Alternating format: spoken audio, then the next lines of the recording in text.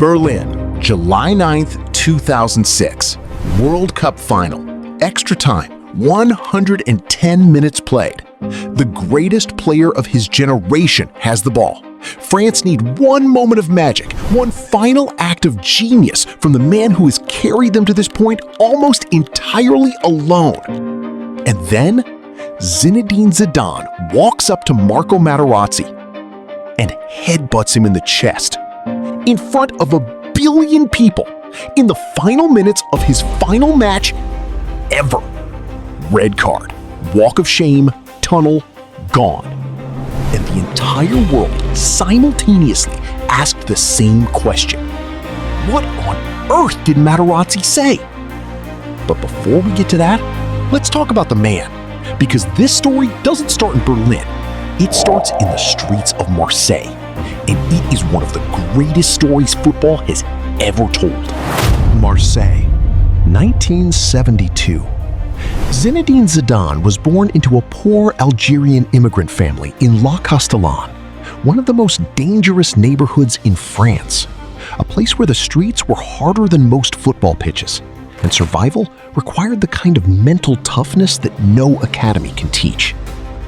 Football was not a hobby for Zidane. It was oxygen. By 14, he was already different.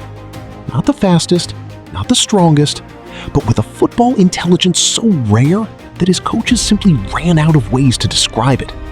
His first touch was so perfect that teammates joked that the ball felt guilty for ever leaving his foot. Bordeaux first, then Juventus. At Juventus, Zidane became a European legend. 2 Serie A titles, a Champions League final, the whole of Italy falling in love with a Frenchman from Marseille. And then, July 1998, Paris, the World Cup final on home soil. France versus Brazil. Zidane, quiet, humble, devastating, scored 2 headed goals in the final. France won 3-0. An entire nation poured into the streets. The boy from La Castellane had just become a national hero. Then, the move happened. Real Madrid paid 73 million euros for Zidane in 2001, the most expensive player in history at the time. The Galacticos, Figo, Ronaldo, Beckham, Roberto Carlos, and at the center of everything, Zidane, the conductor, the architect, the reason it all made sense. In May 2002, the Champions League final against Bayer Leverkusen, a Roberto Carlos cross dropping over Zidane's left shoulder, his weaker foot, and Zidane hit a volley so perfect that the word perfect feels inadequate. Opposition midfielders were reportedly developing existential crises just trying to mark him, which is completely understandable.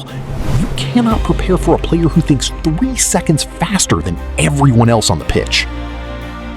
But time catches everything eventually. In 2004, Zidane retired. The body was sending messages the mind refused to accept. Then France struggled, and the calls started. Come back, one more time, one more tournament. And Zidane, because he loved his country more than he loved his own comfort, came back. The 2006 World Cup in Germany. One last chance. Zidane, at 34 years old, carrying France on his shoulders through every single match. He was extraordinary. He was also exhausted. And nobody, including Zidane, knew how much was left in the tank. July 9th, 2006, Berlin, World Cup final. France versus Italy. Zidane had already been the best player in the tournament. Extra time, score level, everything still to play for. And then nobody knows exactly what. Materazzi has given approximately 400 different versions of events over the years. Italy were world champions. And Zidane, the most elegant player who ever lived, ended his career with the least elegant moment in football history. Here is what we know about that night. Zidane was asked about it afterwards. He said he did not regret it, that whatever was said was unforgivable. that any man with dignity would have done the same. He never apologized to Materazzi. He apologized to his teammates, to France, to the children watching, never to Materazzi. And would France have won the World Cup if Zidane had stayed on the pitch for 10 more minutes? Probably. Possibly. Nobody knows. But more importantly, was it worth it? Zinedine Zidane won the World Cup, won the Champions League, won La Liga, was named the best player in the world 3 times, and more. He is the most complete footballer many people have ever seen. And yet, when most people think of Zidane, they think of a headbutt.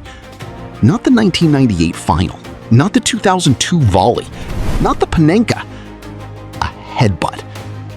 That is what this story is really about. Not the greatest moment of a legendary career, but the most human one. Because Zidane, for one moment in Berlin, stopped being the greatest footballer who ever lived and became just a man. A man who had been pushed too far, who had carried a nation on his back for 30 years, and who decided enough was enough in the final minutes of his final match. The most elegant player who ever lived, defined forever by the least elegant thing he ever did. And the question that will never truly be answered: what did Materazzi say?